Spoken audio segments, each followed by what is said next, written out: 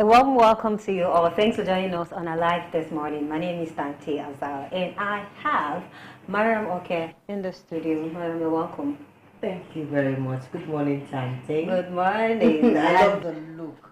The makeup is so... and everything is looking, you're sitting pretty in that jean of yours and your black tank top and this beautiful necklace from the northern part of the country. And I tell you, Tante is not different from a queen because she is a queen and soon to be a Yoruba man's wife. Good morning. Well, that introduction is actually bigger than me, but thank you, Mariam. Thank you so much. And of course, we also have an in-house analyst who is Mr. Akin Fatunke. You're welcome, sir. Thank you very much, Tante. I have the privilege of being very close, so I can confirm. I know our viewers will not be able to see all your jeans, but the jeans is like, yeah, they can see the change. And the only other thing is that Miriam too is wearing a jeans that is out of this world. Yes, she's not saying anything about it. And it's nice to be here. Thank you very much. And good morning, Nigerians. Of course, and we'll be going straight to our first segment, which is the paper review, and Mariam is going to take us on that ride. Mariam? Yes, Tante, it's a beautiful morning, like you rightly said, and we have lovely stories that will be of great interest to our viewers. As we start with the Nation newspaper this morning, the banner story as it's that Speaker Ayedatiwa to send quit letter, and that is on the page 4 of the Nation newspaper this morning. On the window story, we have President seeks $8.6 billion, 100 million euros loan to improve livelihood. Page 4 of the Nation newspaper. Fulfill $100 billion pledge on climate change. Tinubu to tell United States and European Union, and that's on the page 23 of the Nation newspaper this morning. Emefiele yet to meet bail conditions, back in prison. Page 4 of the Nation newspaper this morning. Like I told Tante before now, I told her that Tante, don't be surprised when you see that Emefiele will be apprehended again after he was granted bail of 300 million naira. And this brings me to the story of Dazuki. I'm now beginning to see something like, are we having a playback of Dazuki's story, Mr. Fatuke? I hope not. And it's not just Dazuki. We have El Zakzaki. Yes. Southern Kaduna, Zaria. Are we getting a deja vu, replaying back a nasty history? May I say, I hope not, I doubt not, because in accordance with statements that have just been made by the Attorney General and the Minister for Justice, the Federal Executive Council has just approved that Nigeria will have to send a human rights report. Human rights reports, I think the last time this was sent was in 2018 or thereabout. Human rights reports are some of the reports that gives you the certificate to operate. Okay, it's in safe land, they obey the rule of law, and things surrounding. If we are going to be submitting that to the United Nations, I will be told the last thing that we will now want to see is disobedience of court orders. Emefiele, I think, will meet his bail condition. Will meet his bail condition. I think that is fair, and hopefully he naturally is not expected to jump bail, because that bail condition is quite very, very stringent.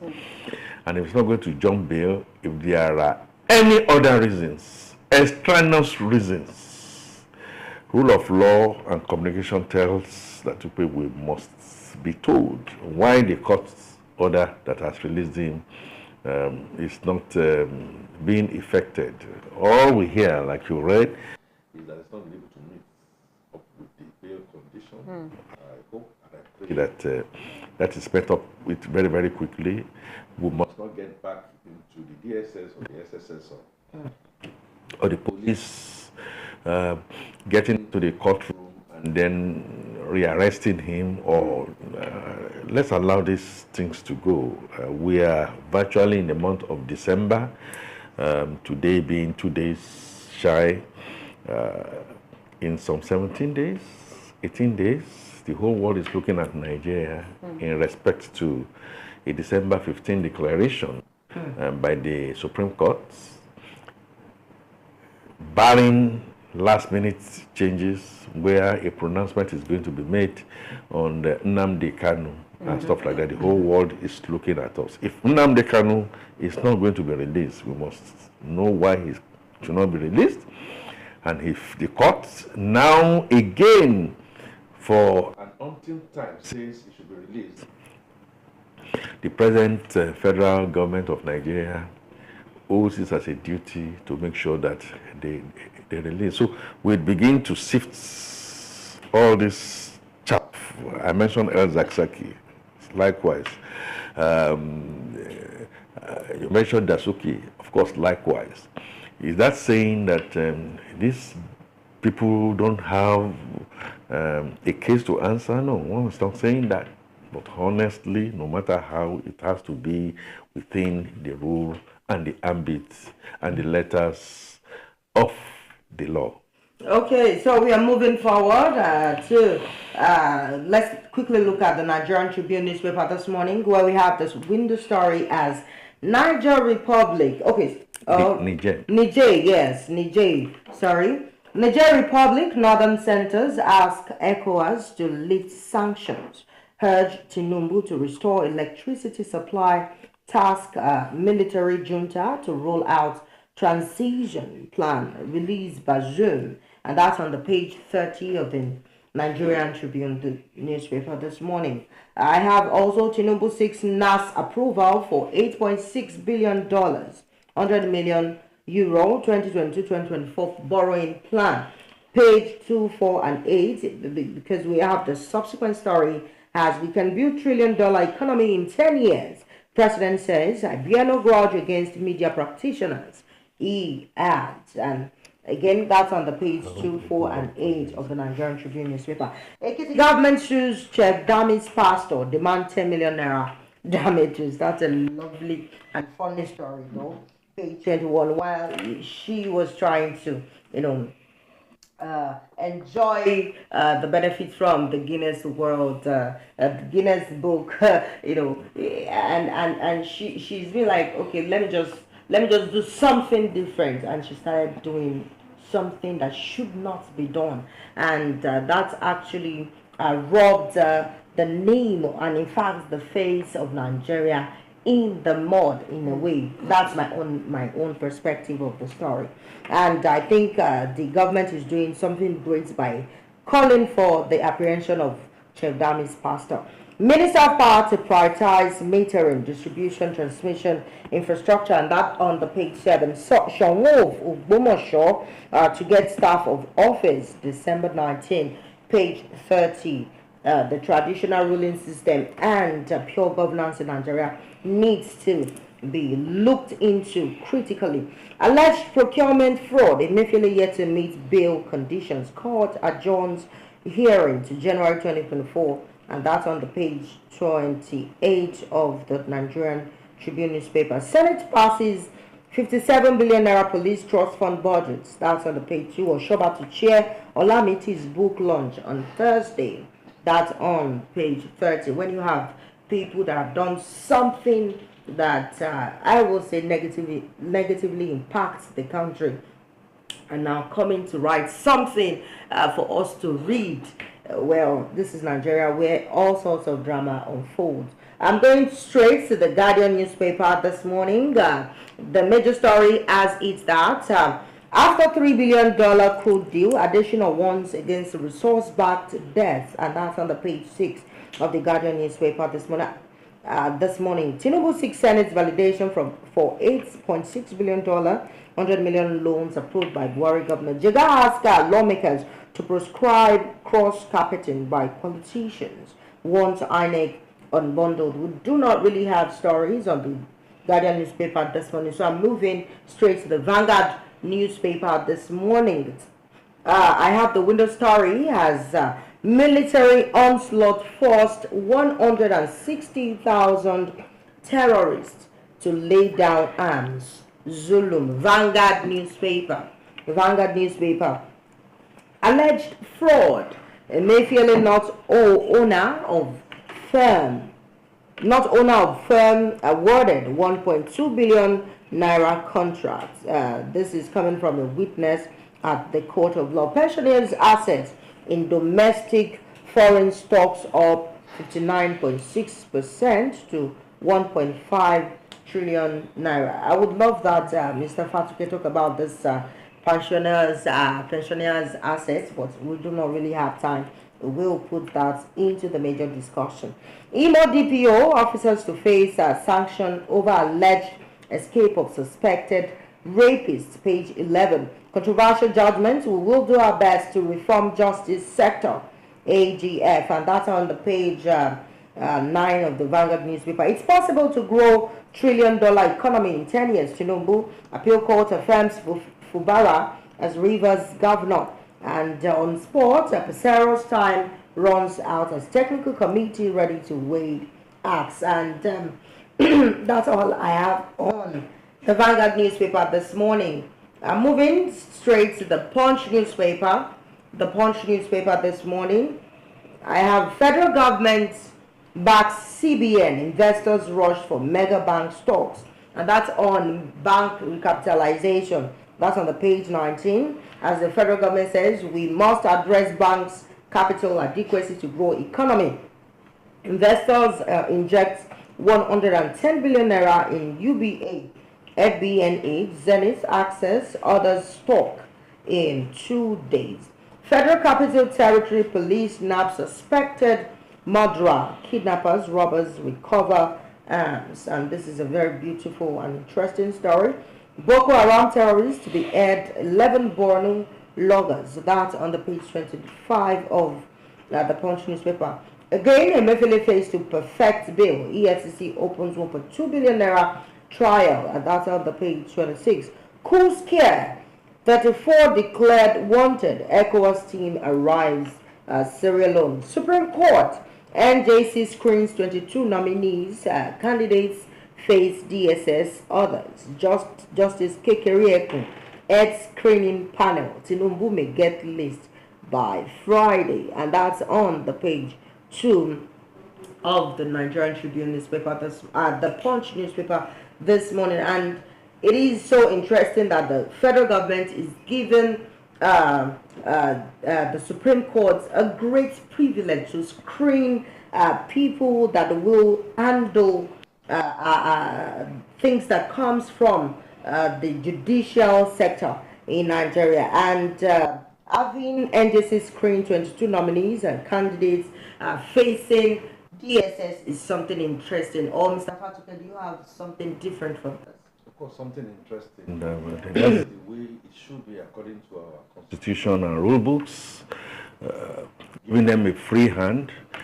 The only challenge is some of the comments that are coming as regards appointments to be members of the NJC itself or within the judicial arms itself, that we need a bit of more competence, we need more carefulness, more ferocity on the side of the law, and a little bit more of a listening ear to the groans and the cries of the populace, but still looking at it from the prism of the rule of law.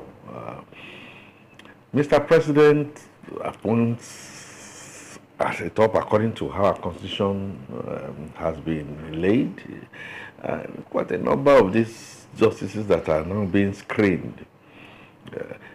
I will not forget in a hurry what the former, I think the immediate past NBA chairman, President Olu Akpata was saying that the way and manner the screening exercise is done needs to be looked at. What you see, Kanti, like I always say, production is based on the quality of the raw materials you have.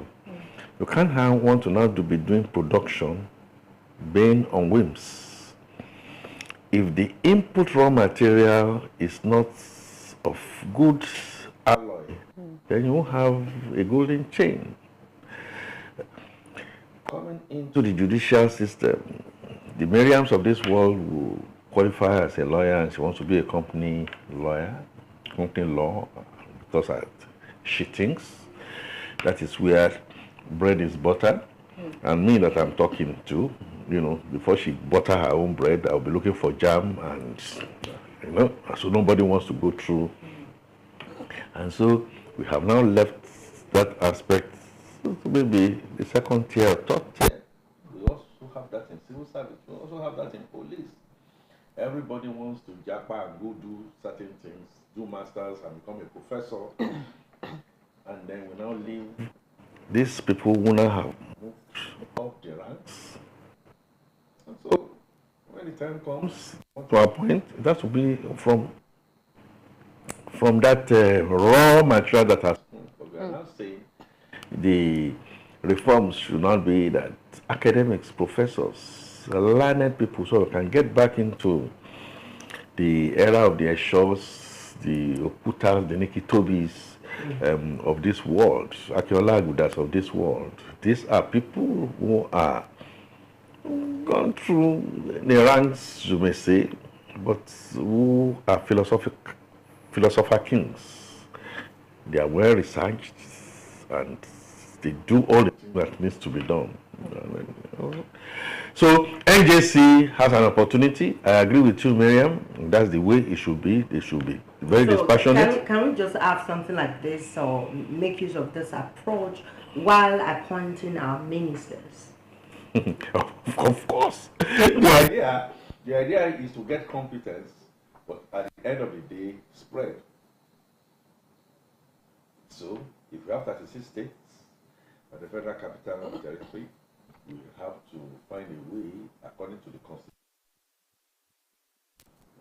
we spread. And the point that in each of the states, there must naturally be people who are relatively good. They may not be as good as a Tanti, for instance, but they can quickly just be like, learn quickly on the job, apply. That is not in place, then there's a problem. There will be a problem. I hope we are able to balance competence with spread.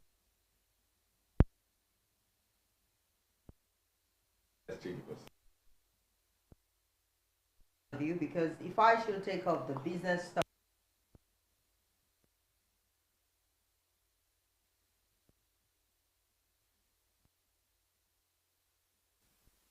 Thank you, Mariam, for the paper review. And we'll be going on a short break now. When we come back, we'll continue with our discussion. We'll be right back.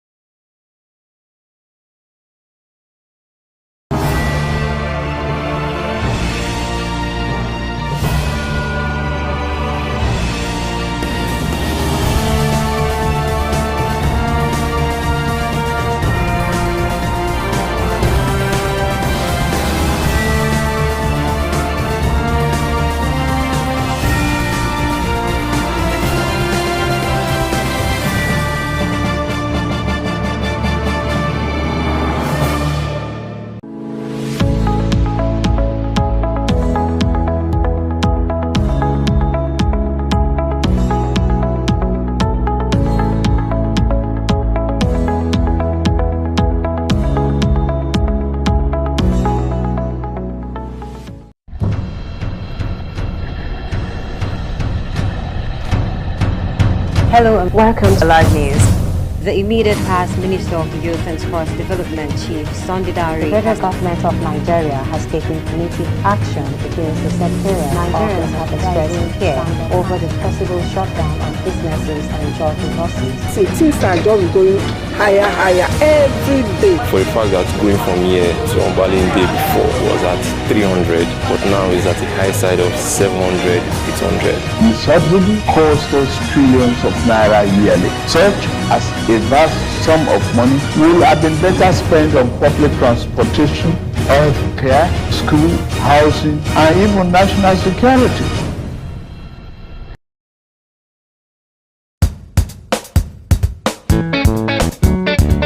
Titus, why you dey rush go now? See, I dey go my sister house so. Now their baby, her pikin just dey cry all the time. Now so they cry, the pikin dey cry. Day before yesterday, the same thing. Yesterday they call me. Today they don't call me again. I don't tire. The pikin dey sick. I don't know. It just they cry, one strong cry like this. If it be say the child need to go for genotype test too. Genotype test? Which one be that? Genotype test. The one where they go take his blood sample, they go come test time if he gets AA, okay, AS, or even SS. That one sound like something wey go expensive. Oh, I don't get money. Titus, calm down. Now free of charge. Free of charge? I beg, why if you do this thing? If you're ready now, just walk into any primary health center. Ask them, say you want to do genotype test, they go do one for you. My sister, thank you so much. I'm grateful. Come on. The child only 6 weeks.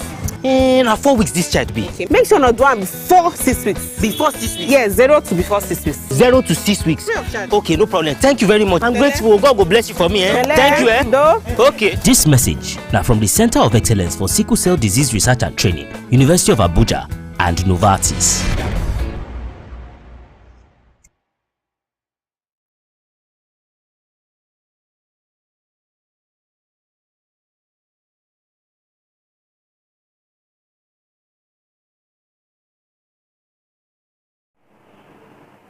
The Speaker of the National State House of Assembly, Ibrahim Balarabe Abdullahi, has been sacked by the appeal court sitting in Abuja.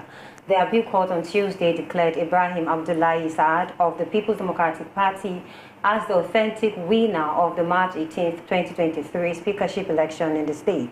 There had been a fair battle between the Speaker of the State House of Assembly, Ibrahim Balarabe Abdullahi, who is representing the Umaisha Ugia constituency in the State Assembly, and Daniel Ogazi, representing the Kokona East constituency, respectively, over the speakership tussle. The crisis in the National State House of Assembly led to the emergence of two speakers. And now, Mr. Vatinke, this thing has been going on and on, you know, how people have been insinuating a lot of things that are happening in Nigeria, talking about how the judicial system has been influenced by the political space, and also some people are saying it is the fault of, you know, the INEC as an institution in Nigeria, where they fail to follow due rules and regulation of the, you know, of their institution, to safeguard elections, to make sure things are being done properly.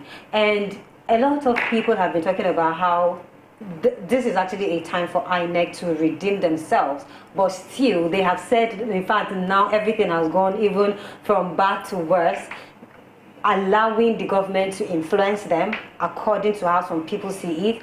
Or, you know, I can remember Atahiru Jega this week talking about how the Tinubu's government should look into the appointment of the regs. He says if people are partisans, they should not be picked as INEC regs, because they will definitely have a party they are supporting. So many things have been coming up about, you know, the elections, the judiciary, the political space, and all of that. So what is your own opinion about that? My opinion is that it's so sad. It's so unbecoming. One knew we were going to get into this bypass, but not a few really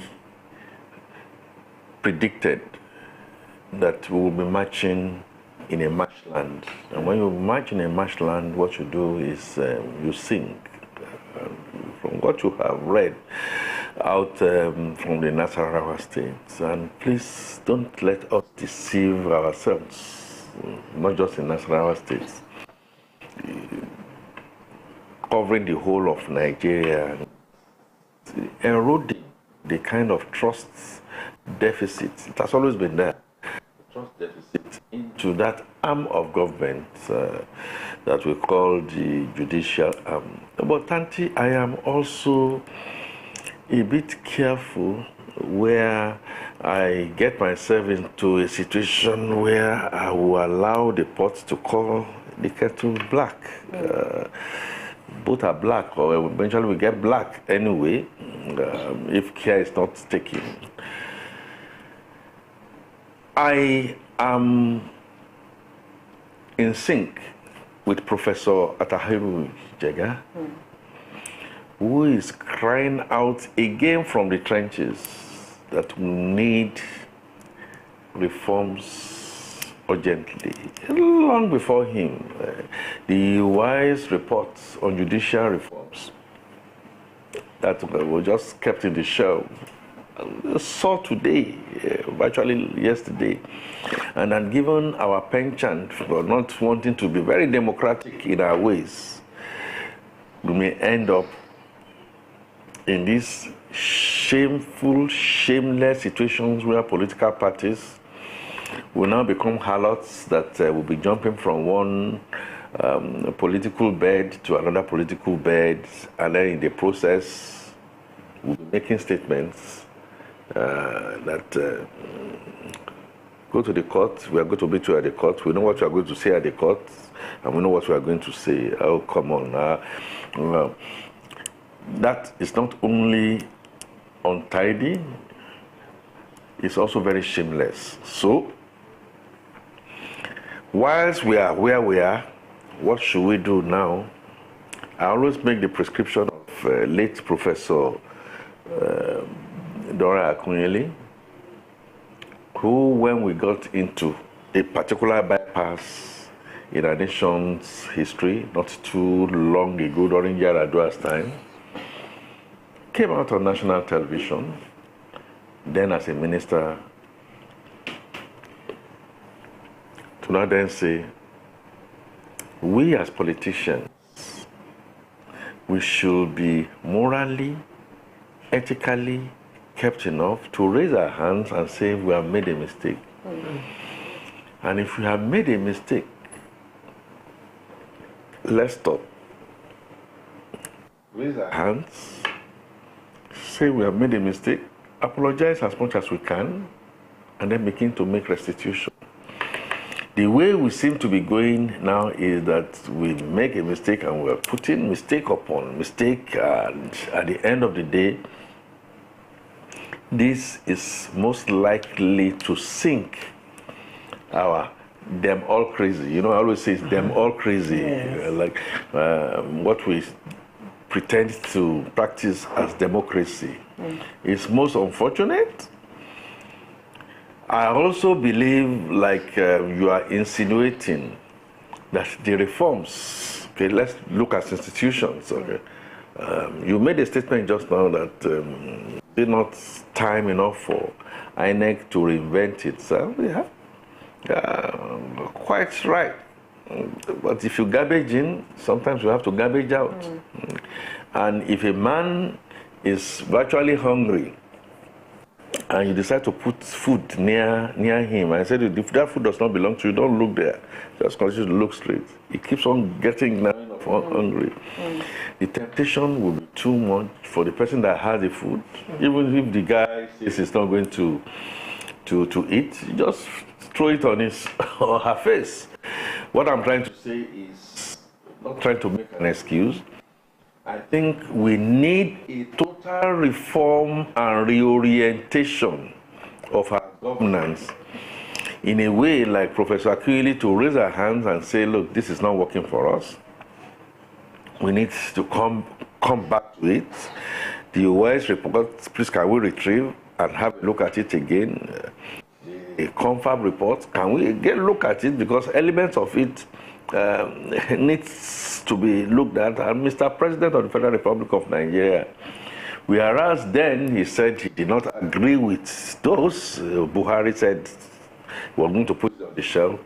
Let's be honest enough to say, look, the way things are, can we retrieve this? Can we polish them? Can we find a way to restructure? Tanti, you are talking about the judiciary, you are talking about INEC, which was as well be talking about the police, we'll be talking about our educational system. All these scorecards on SDG, development goals are virtually showing red. So what should we do now?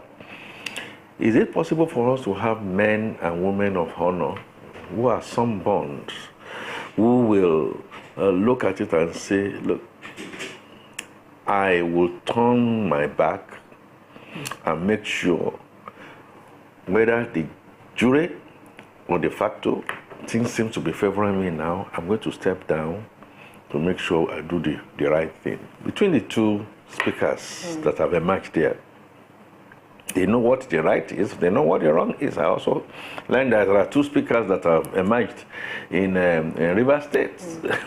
I also hear that about two speakers are emerging in Ondo State. Where will this take us at the end of the day? The international community is now looking at us.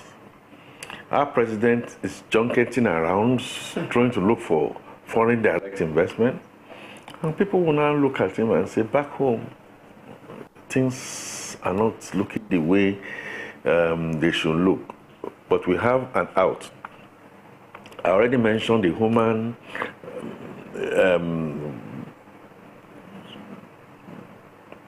development and freedom that we have signed into with the United Nations, the Human Rights Charter, which we have been indulging, but which we are now going to come into open, to now then say we need some kind of reforms. Do I feel that those that are appointed as REC should be looked at and should not just, first of all, like you said, should be competent people that are free of all encumbrances? Yes, it should be. And I dare say it should not just be the call of Mr. President and his political party alone. And this is now the time to now all come together so that, like Caesar's wife, we are not only above board, we are seen to be above board. The situation where Mr. President will now be the one that is going to take partynics and begin to fix them, or those who are his friends, and begin to fix them somewhere, may not help to engender that trust. Finally, may I raise my hand on a very serious matter? It affects you, Tante, it affects you, Miriam, it affects me, it affects our children, that we are on a slippery slope. The last straw of common man in modern civilization is the justice system. We have been throwing a lot of stones at them. They too have been throwing stones back, doing a lot of fisticuffs. That institution must not fall. If that institution should fall, I am afraid the largest in terms of population, perhaps in terms of geographical area that we call Nigeria, will be a catastrophe of grave proportion, and we all have a responsibility to say it as it is, make sure we do all the things that we need to do, that institution shouldn't fall, and the reform should start from inside. The Chief Justice of Nigeria made a statement lately that we are not going to bow to mob action, not exactly mob action. Yes, I know pictures of justices have been shown in church and mosque and churches, and they are being dragged and being killed. I hope we don't get in there. But self-introspection should actually start from within. Look for competence. Make the right noise. It does not matter if allocations are going to be withheld for you. In any case, allocations is now jacking up.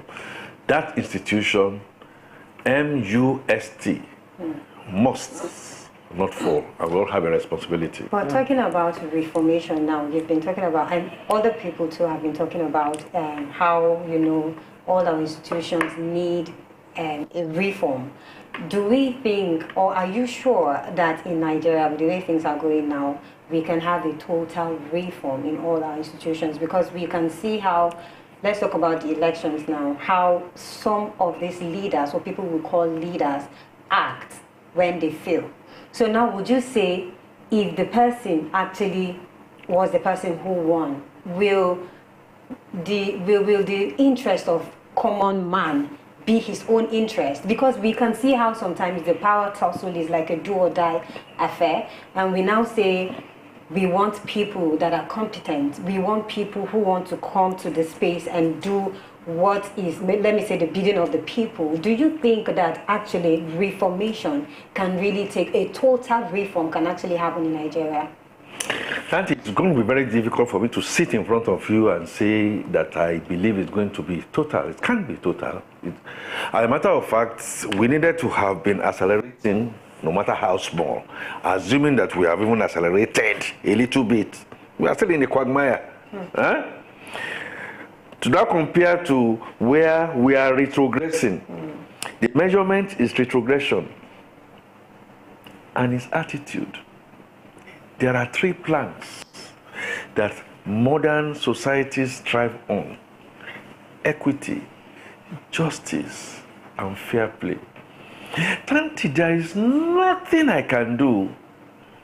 If people who are watching us, and I'm sitting next to you, and I'm hitting you on the leg, and you have to pretend as if I'm not hitting you on the leg, yes, you can pretend for a little while. After some time, you will just make a shout out. Why are you doing this to me and all that? Because I've not been fair. I've not been considerate. So, we are a people of a different nation, of different background, of different religion, of different ABC and stuff like that. And the starting point, as I've always said, I don't want to digress though, the starting point is for us to now then just agree that we are different, to be affluent. Different, I am a man, and nothing changes that because I'm not transgender. You are a woman. I must have to recognize that. When I recognize that you are a woman and you recognize that I'm a man and I have my rights and my responsibilities, the two of us can bring in whatever talents that we have to now be able to raise children, mentor people that are going to be greater than us. But situations where it is only that you'll be fighting and I'll be fighting, that you can never be a senator, you can never lead me, you can never, you from your state cannot come to another state and then become anybody and all that. We've not been able to sort all those out. And those can be sorted out through what I call serious constitutional reforms. Now, you made a statement. Do I feel? I can tell you, studies have come to now then say we have inherent reasons why that will not be. If anybody told you, me inclusive, that the February 25 elections, we knew it was going to get in there, was going to split us into different parts, we say, yes, we've had it. I have read so many things that's mentioned to me that Nigeria was no longer going to be in fashion. But we kept on saying we'll find a way to try and patch and unpatch. There is a holy book, and it's also a book of history. It's called the Bible. And the Bible, and I think the Quran, some of the Torahs also mention this. Even it says, look, think of doing unto others what you have done unto you. That is the law. That is the prophets. We have turned that around.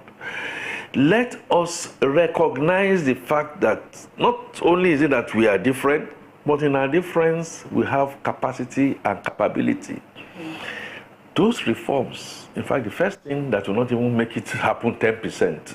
Because you are asking me, maybe you are saying if I should put between 0 and 100%, what percentage? We may not be able to move beyond 10%. Reason being, the people that will sit down and do the reforms have so much benefited from the rots that we have, and it's going to be very difficult for you to now then snatch that away from them. Albeit, we are getting to the wall. Getting to the wall means what? If you are not careful, you keep on hitting the wall. The wall will open and swallow you. We have an example that had just happened in Liberia. World-renowned sportsman handed over faultlessly. And we had a Jonathan within us who also said, irrespective of whatever, the blood of anybody is not worth his ambition. We don't have such men in large quantities. But we still have them anyway. Those are the kind of people that we should be looking at. Is there a hope? Yes, there is a hope. Is there a grit? There has to be a grit, and there has to be a political will for Ali Baba to tell the 40 thieves, yes, I might have stolen and stuff like that. I have decided, like Paul, on my way to Damascus to see the light. And change starts with me. So you made mention of constitutional reform, and even though the Constitution allows for the president to appoint justices for Supreme Court, Court of Appeal, and all, and we are clamoring for the autonomy of the judicial institution. Can we just have a reform that will, limit the presidency from appointing justices to the Court of Law? Can we have something like that? There is a sage, his name is Dale Carnegie. Dale Carnegie made a profound statement that no two people can win an argument. Miriam, so let's get into an argument. You think I'm wearing a red crimson apparel, and I think I'm wearing a black. Oh, you are wearing, and I say I'm wearing a black. We can continue on that score. You may even tell me that, don't you have eyes? I have eyes, and I'm trained to see and stuff like that. I deliberately tell you that I'm wearing black, and we can continue on that score for ages. I will also talk about Alexander Pope in The Rape of the Lock, when he said, for forms of government, for forms of management like we are putting across, let fools contend.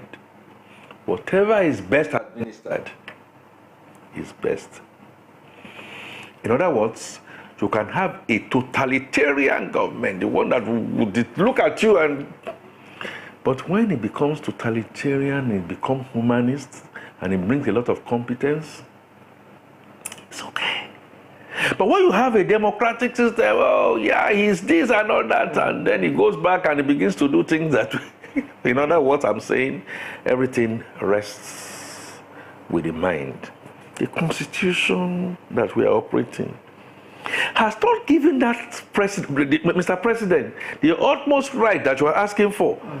The Judicial Service Commission, the Police Service Commission, the educational sector means that from bottoms up, we've done all the things that we need to do. But when the whole thing is work more and all that kind of stuff, it now gets to the table of the president, who now has to now take a decision. Like Solomon has to take a decision. Who is the real mother of the baby? Begins to look at reactions, applies wisdom. I'm going to get to...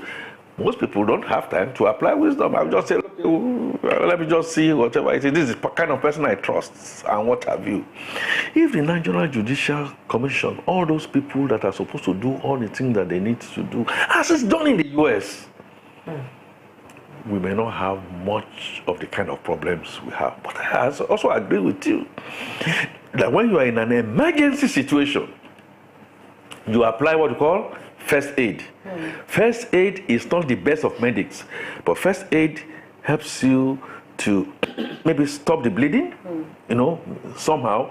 But if you stop the bleeding and you don't do some of the other things, the patient will die anyway. But stop the bleeding and do things in a way that is going to help. And it's the reason why I said, Professor Jega, perhaps in frustration, like most of us now, they say, okay, look, we all know what the tenants should be. It's not working. Okay, can we just look for a first aid here? Mr. President, rather than you now be the one that is going to appoint the INEC chairman as an example, you're going to appoint the Inspector General of Police, you are going to be the one that will also appoint the Chief Justice of Nigeria.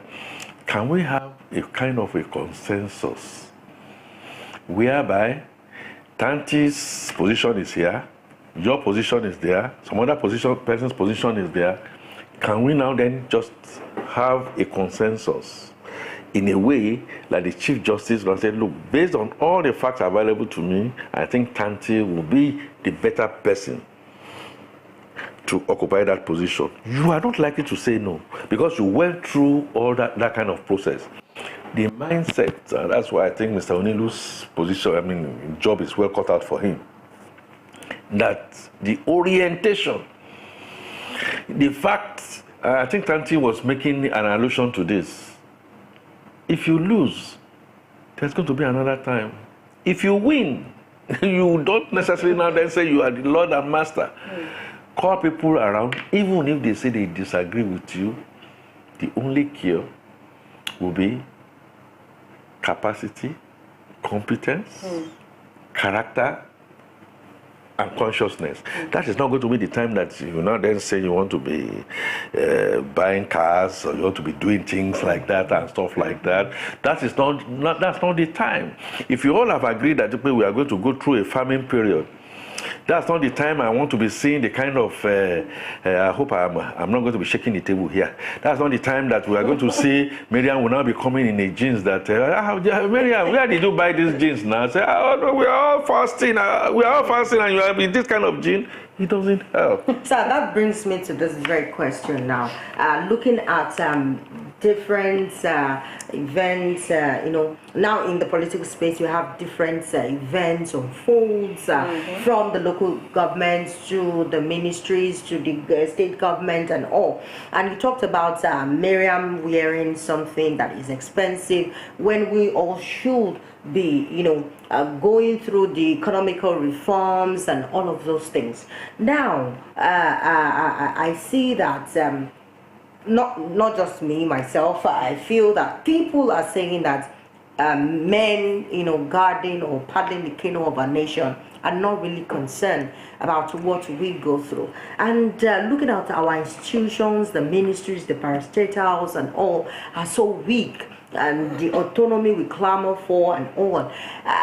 With what we are seeing now also, that the loan of Nigeria is so broad now that you keep collecting and there is no way you want to pay back. In February 2023, federal government serviced 85%. Paid 85% to service the loan that we have, and now we have 1.6 billion naira also coming. So with all of this ostentatious display of wealth by men in power, do you in any way see maladministration, or do you feel that with the way things are going, the ship of this nation is not going to be nosediving soon? First of all, I am going to disagree with you that the men in power, there are also women in power. Okay. So men and women in power. So I'm just trying to pull your legs. Do I think maladministration is happening? Yes, of course, maladministration is happening. Do I think the ship of state is heading towards the rock, as Awolowo was said in 1983? Of course. The indices are indicating and all that.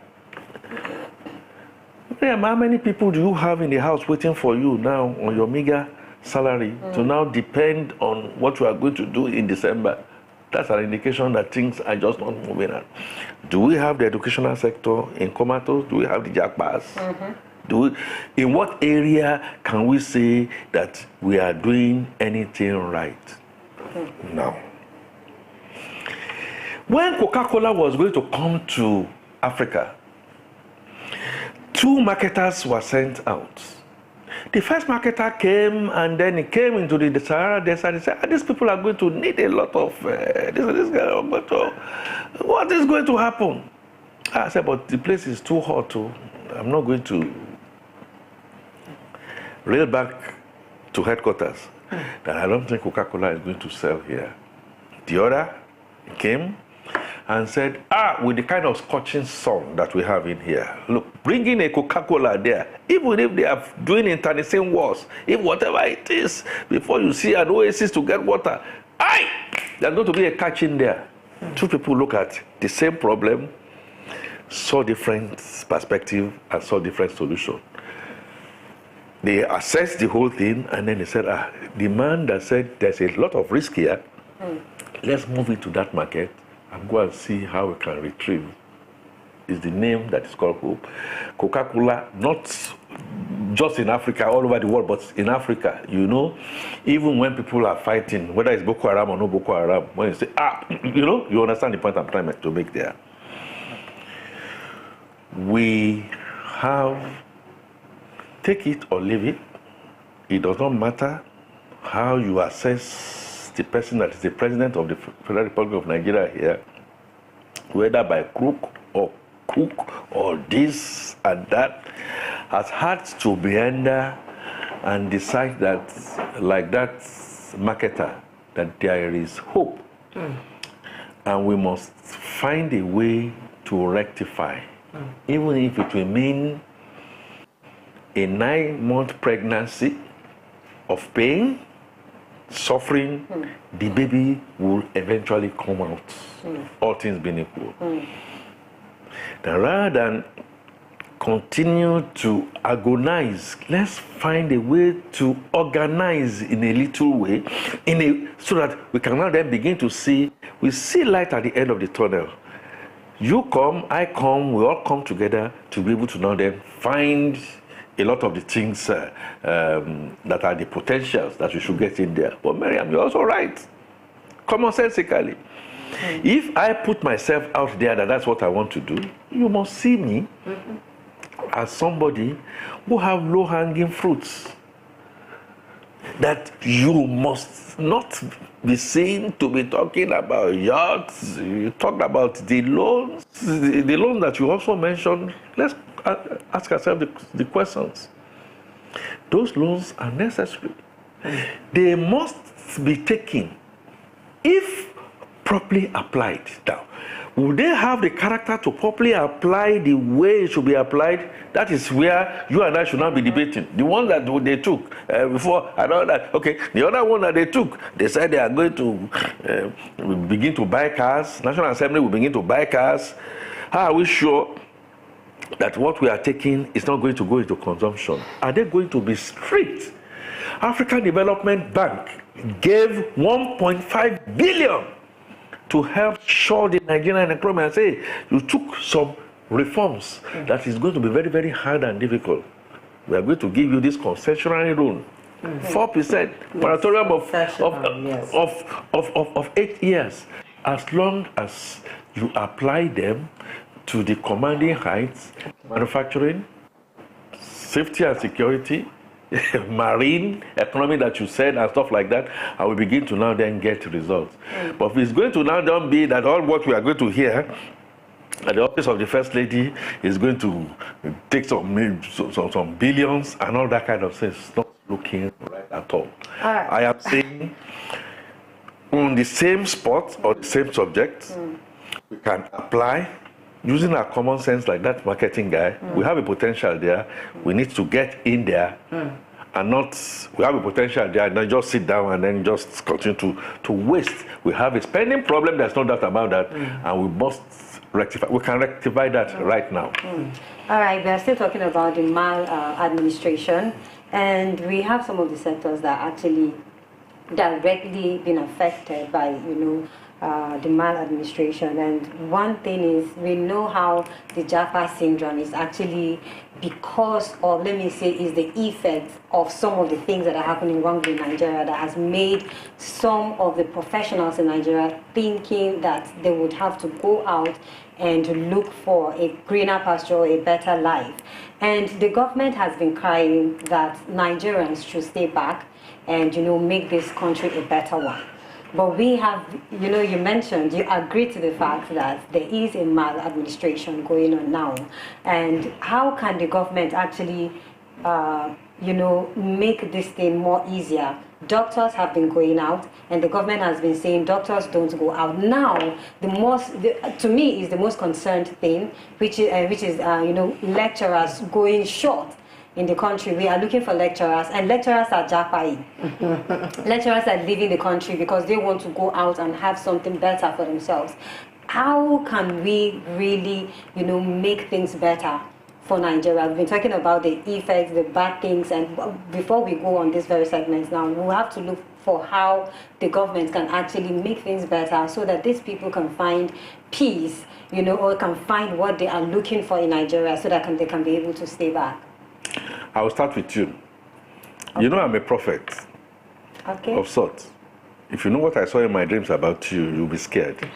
Something tells me that you are going to Japa very soon too. Am I supposed to say amen to that? So you really want to Japa? The truth is that when you have competency, and what Nigeria has done to you and do to a lot of us, is to give us the opportunity to go through the back furnace to now become very hard and competent people, even though our structures are not helping us. What we need to do is simple. Is to apply character and competence. I do not see any reason why, as always been said, why a university professor will be earning the kind of money he's earning, and then people at the local government area, whether it's a councillor or a chairman of local government, or whether states, commissioners, ministers. Government secretary. So we've gotten it torpedoed. What the government needs to do is to build trust. And building trust means that you have to walk the talk. And walking the talk means that you have to shed certain... And when you make a comment and say, I am going to Kwara Namoda tomorrow, and we find you somewhere in Otueke, that same tomorrow, you must have a reason why that is so. So we need to be open. I also would think, for instance, like in the medical field, if President Muhammadu Buhari made a pronouncement during COVID, that the nurses who are at the front line, that were paid, as I understand, 5,000 naira, I said it so many times, all that. I said it should not happen. Checking back, that has not changed. And you expect the nurses not to have jackpot. At the same time, you see blaring newspaper headlines says COVID monies has been embezzled by people. We need to take one or two examples. And I'm glad that this present administration is going slowly. Take one or two examples and show, punish in a way that whatever it is that they might have stolen is retrieved. Those who have been oppressed, should be taken away from the marshland and be given a kind of incentive to work. So I started by saying, I'm a spiritualist. I saw you, and I saw that you laughed. For me, not to allow that to happen, therefore must begin to think, What is it that is going to take you there? Can I begin to work on those things?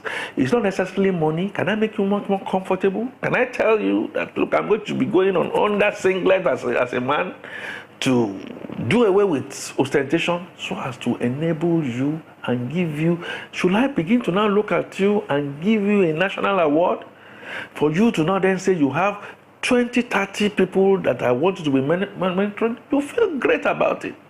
But this time around that we are just doing zero sum. Grab the pot, grab the pan, grab everything and just want to take it down the drain. We can begin to show example at all levels. And that is the only way Nigeria can go. All right, thank you very much. And this will be the end of this segment. We'll be going on a short break, and when we come back, we'll be going straight to our trending stories. We'll be right back.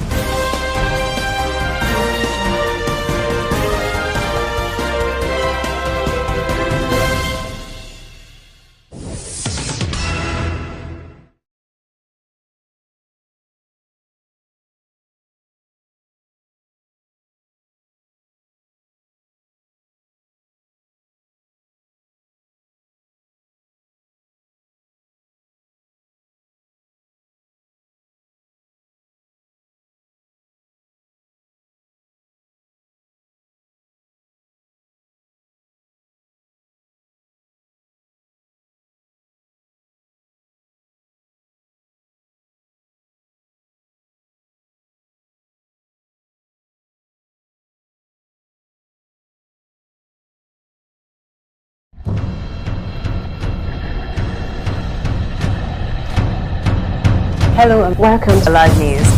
The immediate past Minister of the Youth and Sports Development Chief Sunday Dare, the federal government of Nigeria has taken punitive action against the secretariat. Nigerians have expressed fear over the possible shutdown of businesses and job losses. See, things are just going higher every day. For the fact that going from here to Ombalinde before was at 300, but now is at the high side of 700, 800. The subsidy costs us trillions of naira yearly. Such as a vast sum of money will have been better spent on public transportation, health care, school, housing, and even national security.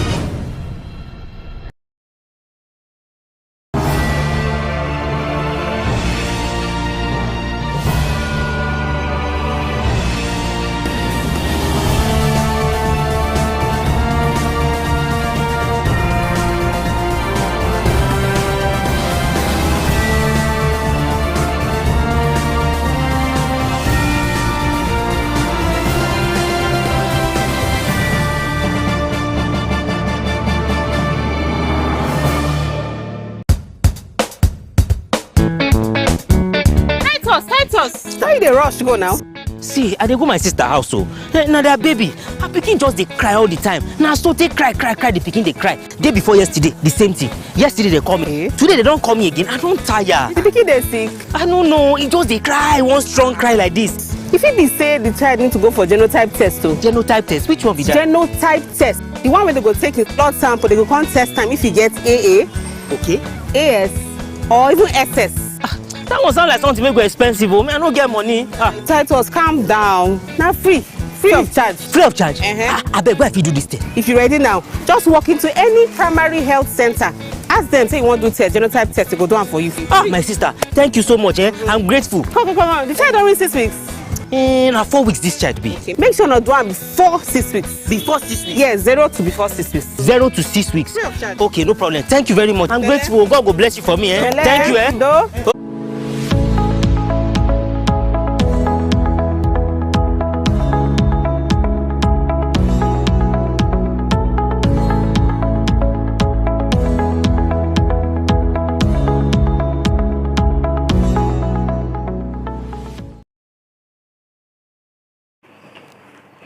You're welcome back, and now we'll be going straight to our trending stories. A new World Bank report has suggested that many Nigerian women were suffering from health complications due to firewood exposure to firewood usage. And this report actually says that Nigeria is one nation that has been found, guilty of, you know, women going through that kind of exposure. And I know that growing up, I don't know if till now it still happens, but I can remember growing up how you will see women at the street, on the road, you will see how they are battling with firewood, even though now I think it's on the minimal because people have a better way of using, even if they are going to cook locally, there's this local stove they have made, handmade stove now that people use that is different from other, that is different from the firewood type of era. But we are still seeing it that, you know, in the reports that Nigeria is still one of those countries that their women is suffering from firewood usage. I don't really know why firewood is actually supposed to bring any complication to women. Yes, but I think it's from the blowing of the, you know, some of these women blow it with their mouth, and they say there's this, as they blow out and they inhale back the smoke. And then there are some of them who, you know, the place they use the firewood is a covered place, and when they sit there, the smoke goes into them. And for so many years, it keeps going on for so many years until, you know, it accumulates inside them before it brings, you know, bad effects in them. And I just feel like we are of age now in Nigeria that women should stop endangering themselves or their lives, even though I don't think this can actually go even with the villagers, or, you know, in villages there are so many people. Your word saying we are of age, but our pockets is not of age. The economic hardship is still there. You see, you know, recently I saw a woman carrying the same firewood, holding a charcoal bag and carrying a baby on her back. So it's something that you can't but see in our society. People are, you know, the survival mode is so hard. It is so challenging. It requires that you put in all your effort to ensure that you bring food to the table. And looking at the hike in the price of LPG, the liquefied petroleum gas, otherwise known as cooking gas now, you can see that in some areas it's being sold for 900, in some, you know, packaging in some areas 1,050 naira, 1,250, and I guess 1,400, based on the area you find yourself. And for somebody who is selling amala on the roadside, for somebody who is selling moi elewe on the roadside, she will not dare use a cooking gas to cook these things, except for the one that feels that, okay, I'm too sure already, I have consistent patronage from big people that will, you know, when I package it, they will buy it. But somebody that you will know that after the close of work today, you will see one Mama Kabira selling moi along the junction. She will definitely use firewood to cook the food because it is affordable and it's even available. If you are not buying it from somewhere, so from someone, you are practically maybe engaging in deforestation. Maybe there is a wood behind your house and you just go there and, you know, break your the one that will be enough for you to use, and all of those things. And we come back to the fact that if our government is that which is proactive, you know, finding lasting solution like China is doing now. You know, they created a mini port, not just a coal port, but is using the coal pot, but then you can plug it. It uses electricity, and when it's on, there is a way the thing eats up the charcoal, and that charcoal, you know, burns normally. And that way, I think we'll be able to curb all the challenges that we get from this. Because, you know, when women inhale carbon, it goes to the cervix, not just the chest. It goes and blocks the cervix, and because we are not a country that really enjoy facilities and things from the health sector, we also come back to losing many women, not just during the mortality period, not just the mortality rate or childbirth period, but also because of, let me say, also the maladministration. Our sectors are weak. They are not giving us what we should be enjoying in our national life. And what do you expect? You expect more deaths, you know, rates amongst the women folk. And you know, one of the effects too also is some of these women go blind. With time, because of the smoke and all, they go blind. So, Mr. Fatunke, what would you say about this? What I would say is just to say the truth, the whole truth, and nothing but the truth. When you talk about abject poverty, when I say abject poverty, we are experiencing abject poverty. And abject poverty is not in the city centers. You made an allusion to it. Back in the village, we have consigned them to a total life of misery. Man, firewood is not affordable. It's not available. We talk about deforestation and all that. People go as far as going into the hinterland to go get this thing. The Kuma people virtually going naked, carrying, big pots to go look for something to eke out. And if you just imagine in the last dispensation, when Emefiele dealt with Nigeria, what exactly are we then saying?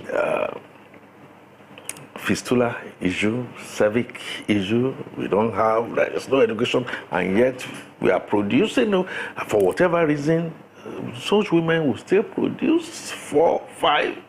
If you go to Igbora, you will see 3 or 4 all at the same time. So we need some kind of measure of control.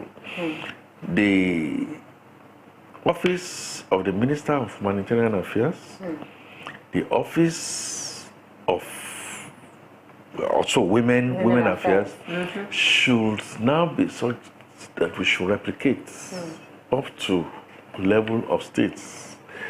Think less about our corruption. Think of these people. They die in their thousands. They inhale the uninhalable. The facilities are just not there. Tanti, if those women had a chance, do you think they would not have jackpot for a long time? They will have jackpot, but they have not been consigned to this kind of life. What does this now then say? Our health care system, we should go into the primary level, from the planning to ensuring that these women who are the breadwinners, because the men either have gone into serious drug issues, women go into drug issues, and all that, have now found themselves to be totally useless. The picture we are showing with this story is simply that our existence as people, as a nation, is in peril, and something must be done, and done fast, to think less of ourselves who are in the city center, who cannot even afford gas because of so many maladministration that you just mentioned, to now begin to think of those people. If you know what those people contribute to the GDP, empower them, incentivize them, and you'll see what is going to happen to our country. Of course, I agree with you. These women need to be empowered. And another thing is, again, is lack of proper orientation. There are so many people in the villages who just use firewood without knowing actually that it has some of these effects in them. So I think the health sector, just as you mentioned... Don't say they don't know. They know. No, some of them don't know, actually. You know why I said they know? Is because when they are using these things, they feel it. They tell you, but most people will tell you also that, what can we do? Ignorance that leads to disease. It comes to with the fact that they don't have a knowledge, or they are helpless. They are helpless. No, most of them are actually helpless, but some of them don't even know the effect of that. That type of exposure on them. Some of them will feel, oh, this smoke is too much in my eye. They will just clean it up and just continue without really knowing that, this is a little step, towards making or accumulating something that is going to bring a danger to their life, but they don't know. Some of them don't know. But to those who know, kudos to them. And for those who do not know, I think, orientation or something like that has to go to the rural areas, telling them how better they can use this thing. Instead of using the mouth, they can use something to blow up the fire, and they can use their fire outside, an open space, instead of using it in a room. Because some of them, because of this raining season, they will go into their kitchens to blow up the fire. So I think they need orientation. If you want to collect something from someone, are you ready to give that person a replacement or something that will, ease the pain of what you're about collecting from the person? So if we are talking about orientation, reorientation, talking about the health and benefits and effect on their health, are you ready as a government to provide something for these people? We have to be ready to provide. Yes, the readiness has to come from the government. The private sector too has to please help. The NGOs, the orientation we are talking about. Remember during the COVID thing, and then you want to put something, the villagers will say, "What is all this? Do you want to choke me?" No, Mama. It's not. It's not that we want to choke you. It's just that you need this for your own health. Mama, you've always been doing it. Yes, I know we've always been doing it. Why don't you put it in a place where the wind will not aid and assist and put these things in you, and then each of us now go back to the village and bring them on excursion, bring them in here. They will feel like fish out of water, but let them begin to see that life is worth it, and then begin to educate them that, Mama, Papa, is the reason why when they say you should vote, please, this is the way we should be thinking of voting. If they come to you, they say you should vote, ask them, what have you done for us? What are you going to do for us? If you don't see anything, your house in the village might be endangered. Things like that. We need to now begin to put, our action where what we say is. Will it eradicate tomorrow? No, but we can start in a little process. All right, and we'll be going to our next story. The Nigerian Customs Service Tinkan Island Command has handed over a $54,330 bribe offered to the command by importers of tramadol tablets to the Lagos Zonal Commander of the Economic and Financial Crimes Commission, Mr. Michael Wekas.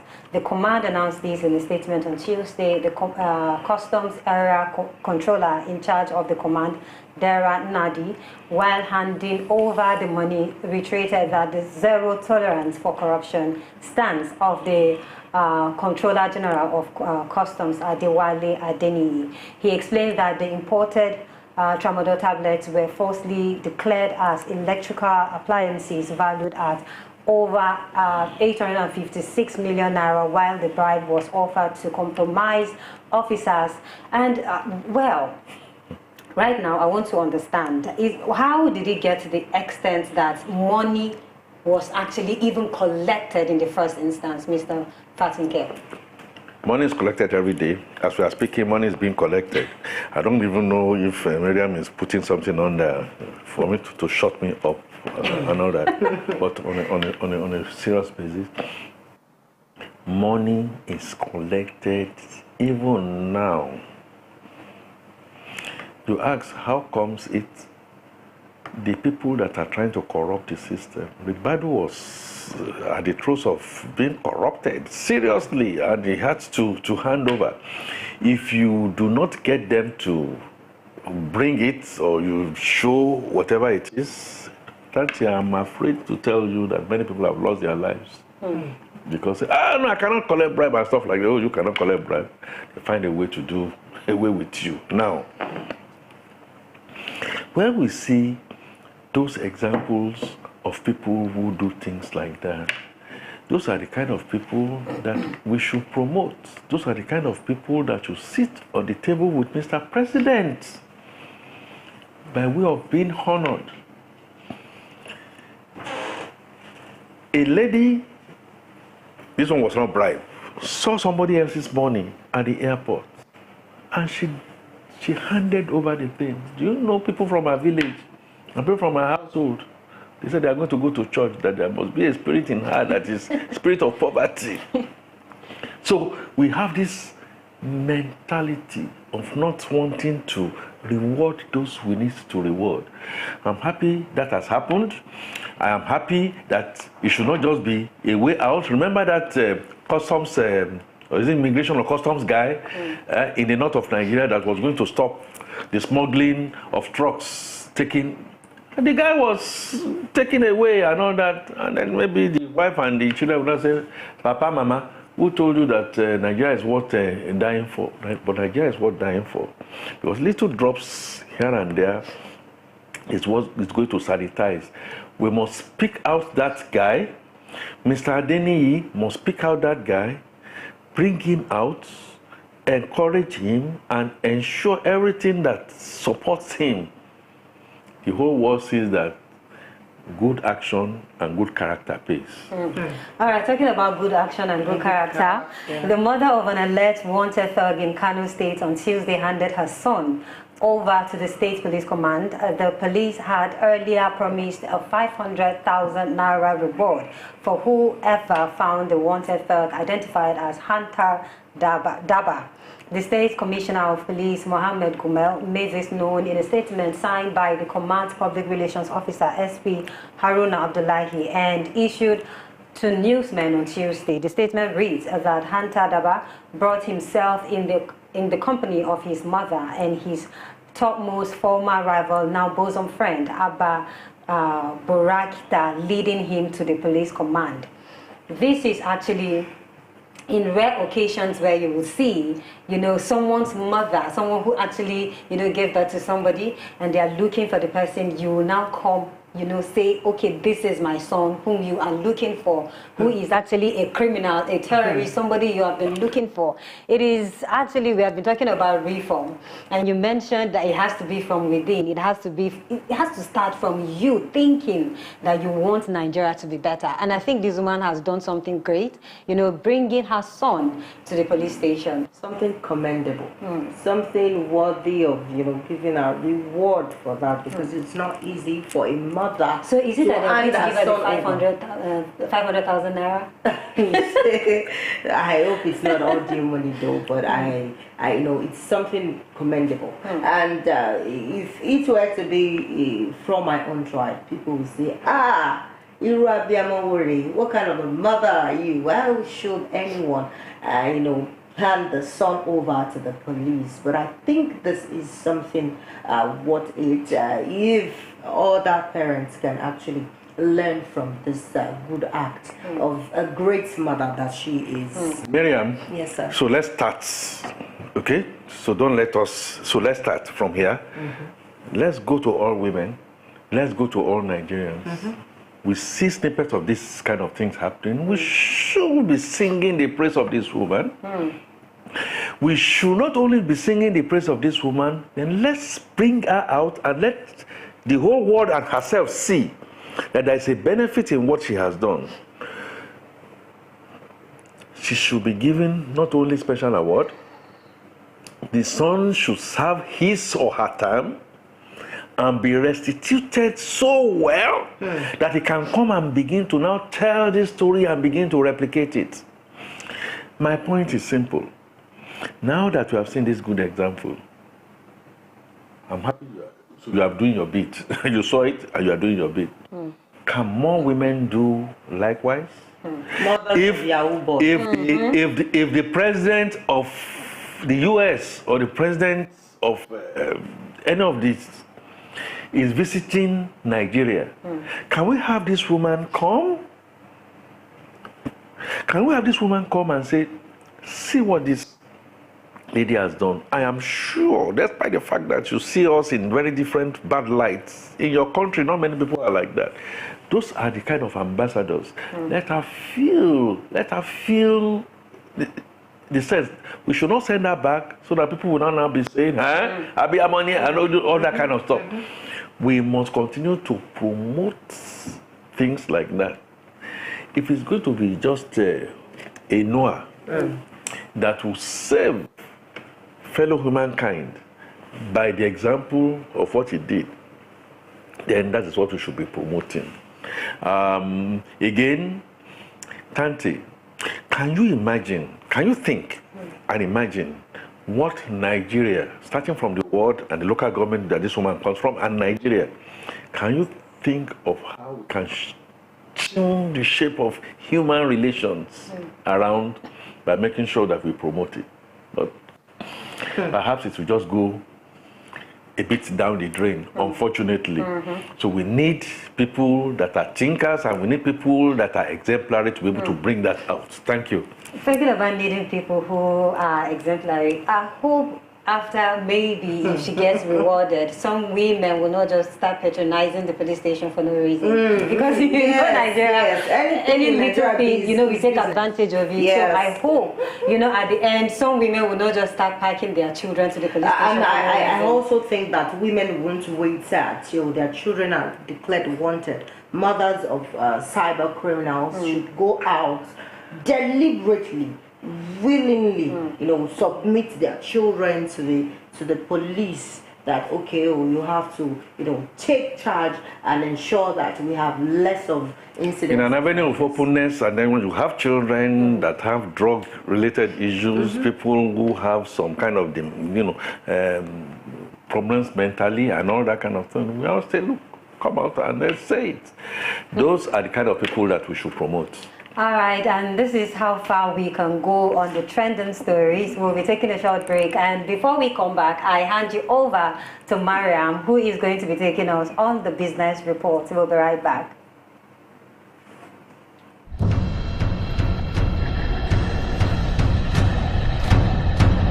Hello and welcome to Live News. The immediate past Minister of Youth and Sports Development Chief Sunday Dare, the federal government of Nigeria has taken punitive action against the secretariat. Nigerians have expressed fear over the possible shutdown of businesses and job losses. See, things are just going higher every day. For the fact that going from here to Ombalinde before was at 300, but now is at the high side of 700, 800. The subsidy costs us trillions of naira yearly. Such as a vast sum of money will have been better spent on public transportation, health care, school, housing, and even national security.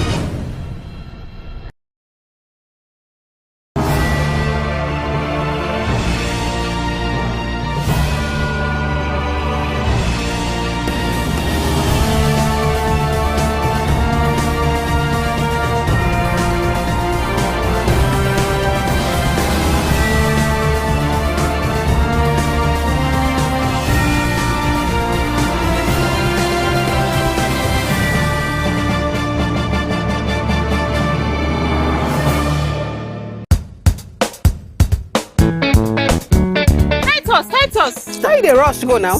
See, I dey go my sister house now their baby, her pikin just dey cry all the time. Now so they cry, the pikin dey cry. Day before yesterday, the same thing. Yesterday they call me. Today they don't call me again. I don't tire. The pikin dey sick. I don't know. It just dey cry, one strong cry like this. If it be say the child need to go for genotype test too. Genotype test? Which one be that? Genotype test. The one where they go take his blood sample, they go come test time if he gets AA, okay, AS, or even SS. That one sound like something wey go expensive. Oh, man, I don't get money. Titus, calm down. Now free of charge. Free of charge? I beg, where if you do this thing? If you're ready now, just walk into any primary health center. Ask them, say you want to do test, genotype test, they go do one for you. My sister, thank you so much. I'm grateful. Come on. The child don't reach 6 weeks. Now 4 weeks this child be. Okay. Make sure not do one before 6 weeks. Before 6 weeks? Yes, 0 to before 6 weeks. 0 to 6 weeks. Free of charge. Okay, no problem. Thank you very much. I'm grateful. God will bless you for me. Thank you. Okay. This message now from the Center of Excellence for Sickle Cell Disease Research and Training, University of Abuja and Novartis.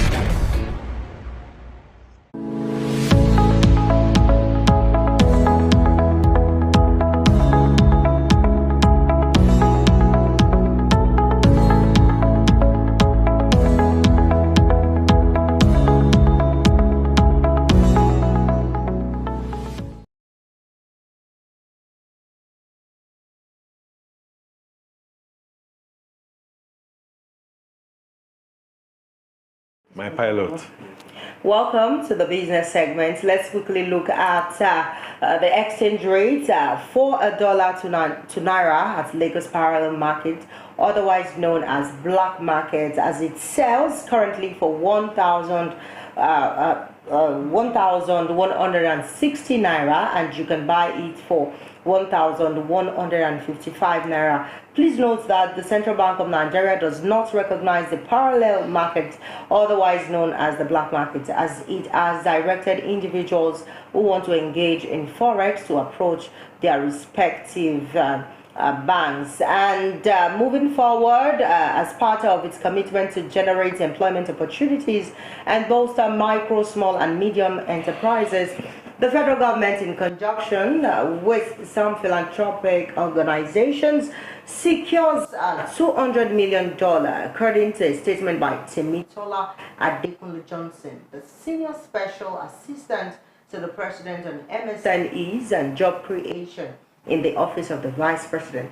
The funds will be allocated to key programs and projects spanning various targeted sectors. The presidency has also established the Nigeria Philanthropic Organization, a private sector-led coordinating office to be housed within the Office of the Vice President to aid the expansion of enterprises in Nigeria, and that's in a bid to alleviate poverty. And I will really commend the federal government of Nigeria. And finally, the Minister of Finance and coordinating, he's the coordinating Minister of Economy, Wale Edun. He has recently announced the procurement of a $1 billion loan by the Nigerian government from Africa Development Bank. He says it was inherited from the former government. Edun disclosed that the Federal Executive Council authorized the $1 billion budget loan following the Council's approval of 2 trillion Naira for the Ministry of Finance to reduce interest rates on the current outstanding. He said there will be an opportunity to save about 50 billion Naira in debt servicing over time by giving back costly debts, refinancing with cheaper funding. Edun stated that the funds are to be lent to Abia State government for waste management and rehabilitation of roads in Umuahia and Aba in particular. The Debt Management Office says Nigeria's total public debt increased to 87.38 trillion Naira in second quarter of 2023, representing a 75.29% rise. The DMO says that the figure represents a 37.53 trillion Naira increase 37.53 kobo increase in total public debts compared to 49.85 trillion Naira recorded in the first quarter of 2023. The debt office says the increase is due to the 22.71 trillion Naira ways and means advances from the Central Bank of Nigeria. The DM also says this debt is as a result of Nigeria's total public debt stock as of June 30, 2023, and it compromises the total domestic and external debt of the federal government of Nigeria, the 36 states, and the Federal Capital Territory. And Mr. Fatuke said we should not really say the federal government is not doing well by taking a loan, that the loan is mostly needed as we go through a hard time in the country, and also that when we get this loan, is the government ready to use it properly, or did they get the loan approved by the proper quarters? So.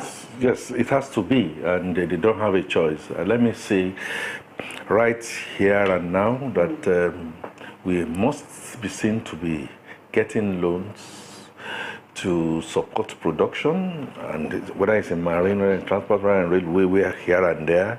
The procurement aspect of it must go through the normal process. I'm happy that Mr. President is now appointing people into the boards of those organizations. We didn't have all those. We are now going to go away from just printing money during Emefiele's time. We're just printing them. The money was being printed and we're not producing.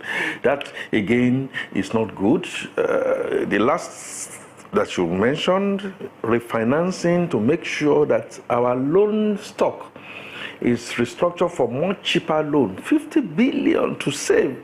I hope this 50 billion to save will be plowed back, in a manner of speaking, again back into production. We are beginning to see situations where things are hurting us. And Tayo just said, yes, we are looking at tax reforms. We are trying to see how, Mr. President, please, we recommend immediately remove VAT from diesel. And the president quickly agreed. Autonomy for the university system also coming on. Talked about women who are still using firewood. Mr. President is gone for the COP, is going today. Part of the things is that we need clean energy, great hydrogen to come back. And it says that in Germany. We must now put all that back to making sure we look at your very first story, look at the black market, look at the I&E markets, okay, investors and exporters market, a wide difference because some people are still bent on doing speculation. And when you begin to speculate, even though Dr. Cardoso has said that they are going to have a way to try and shock, I think we should move beyond we are going to. Those people that are selling at the black market, the government knows what to do. Many of them still make returns back, just like the police on the road and stuff like that. They make returns back to the Oga Patapata.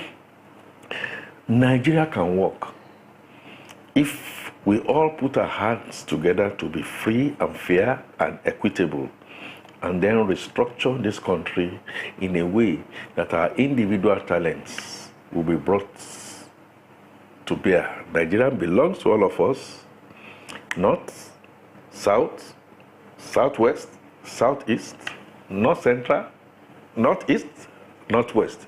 That we must continually then do the things that is necessary. Why are we? Population census have to be conducted, technology, everything. And look at the creative potentials. Some people have told me that they want to come and see, I'm sorry to say, but that's the truth. They want to come and see Nigerian women. They say, is it true? I say, yes, come and see them. What is true, sir? That Nigerian women are beautiful when they are fully attired. They talk about the Ojude festival. That is it true? They ask me. Many of these things that is it really true? That is that Nigeria that they don't understand. I say, come and see Nigerian wonder. They are all there to see. We have the flora, we have the fauna, we have the climate relatively okay for people to come. We have to get our security right. And we have a government in place now that should give itself a chance. And we are also now going to support and give them a chance. And you know, I want to, talking about how someone has been talking to you about Nigerian women. Yes. It reminds me of, you know, the tourism sector. Yes. Which I have seen in some of these, you know, loans that the government has been collecting. They've been talking about agriculture, education, you know, some other things, but I've not really seen, you know, particularly tourism. We have nice places, we have, you know, good places that people can actually come, rest, and that, by doing that, they will definitely see some of these Nigerian women they want to see. So if we have these natural resources, I think we should really, really utilize these things right now. We are not just going to be talking about agriculture, going back to the farm, or producing, you know, some of these things, which are very, very important, and that is one thing that Nigeria should also focus on. But let's not forget that we also have tourism, and people really love to come to Nigeria to see what we have, not just the women, you know, the good sites we have. If you go to Bauchi, there's Yankari in Bauchi, where, you know, people really get surprised when they get there and see what is really in that place. It'll be like this small place, and it has this kind of, you know, good environment. We have very nice environments. When you go to Plateau State and other places, you see this kind of places. So why not, you know, in this borrowing of a thing, and Nigeria is one of the countries they say likes borrowing without production. And if you borrow and you're not producing, how can you be able to sort out your bills? So the way out, simple. You've just mentioned, I assume I don't know. I don't know. So you know. So because you know and you stay in an area that we have this factor endowments. Look at Arungungun Festival. Yeah. Back in my days when I was in Federal Government College in Sokoto, it was a place to go to, Bikebi. Talk about the Nkogosi Warm Spring. Very few places here. Go to Ibadan Laekpo. I don't know if people know the story of the Laekpo, Captain Brewer, back in the day. You don't need much. What you now then need is to restructure.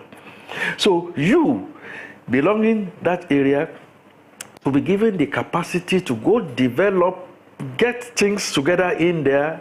The federal government should not necessarily have to be part of that. So we take a lot of things from the exclusive list and put it in the concurrent lists for the sake of our people. All this race to the center is not helping us in any way. Tourism, like you rightly said, is the place to go. So I'm going to be taking my final words from what Mr. Fatunke said, and that is harnessing the resources we have, with the energy, the beautiful atmosphere in Nigeria, things you can actually realize from our art and culture, tourism space, and all. Putting it together, the federal government will get something big and beautiful from it, if only they are willing to explore. Because the fact remains that some of these places that we are mentioning, someone who is in the National Assembly does not know that it does exist in Plateau or in Jos. The only thing that is on his mind is to go out to Dubai, go to the United States, not knowing. So if you are now aware of the beautiful places, you will not even write something to suit yourself or the government, while trying to put their eyes into the very many things they can benefit from it. So it all starts with, let them come back to our home, the places that we are mentioning. Let them look for those places, see the beauty of the places, and ensure that they bring it on their papers, that okay, let's talk about this, let us write about it, let us develop it, let us give the right the people that are that the right people to let me say, to talk more about it, so that people can know about these things. And I know that with this and every other things we put in place, Nigeria is going to be better. Of course. And then talking about adding to what you said, which means it starts from the local government chairman. It starts from the state government, why I said that the federal government. A particular local government chairman said it does not know that a particular street, if I mention it now, we will remember the chairman. He does not know that a particular street exists in his local government. He does not know that there is an Agon. It's a Yoruba thing that he does not know that it does exist in his area. And people were like, so you don't know all of these things. Where did you come from? After you have voted him as the local government chairman. So somebody who does not know that we have the Arungungun Festival will not see beauty of Arungungun Festival or thinking that we can make money from Arungungun Festival. So what are we saying? And Mr. Fatunke has been talking about competency. Like, we pick people, appointments should be given based on what someone can do. Not just because you know somebody, because I know somebody, the person is going to give me that position. We have to know that if we want to make Nigeria work, we have to, do this thing together. But it has to be that it's on the ground of competence. Somebody has to be competent enough. A local government chairman shouldn't be, appointed or given any position if you do not even know streets in your area. That is where you're supposed to be governing, and you don't know it. I think it's a very big no to me. Before we go, please, Mr. Fatunke, what do you have to say to our viewers? What I have to say to our viewers is to show a beam of light. I will direct attention again, go back to one of Ebenezer Obey's songs, where he said, I'm proud to be a Nigerian. I belong to Nigeria, the rainforest and the fauna and the forest. There is no place like Nigeria. There can't be any place like Nigeria, despite all what we are talking about. But we just need to open our eyes, open our mind, come together, get leaders and not rulers. There's no place like Nigeria all over the world. Please go check that music from Ebenezer Obey. It's going to inspire you. It has always inspired me. All right, Mariam, what song do you have to sing for us? That's another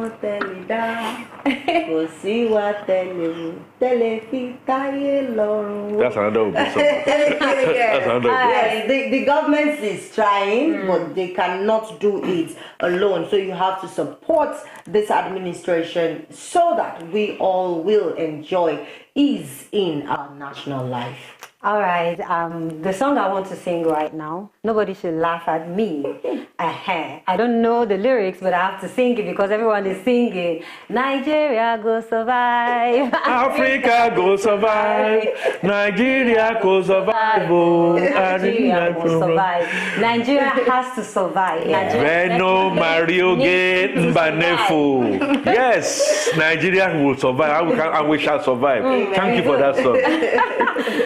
Thank you very much, and thank you for watching Alive this morning. I will see you on Friday, same time. Bye-bye.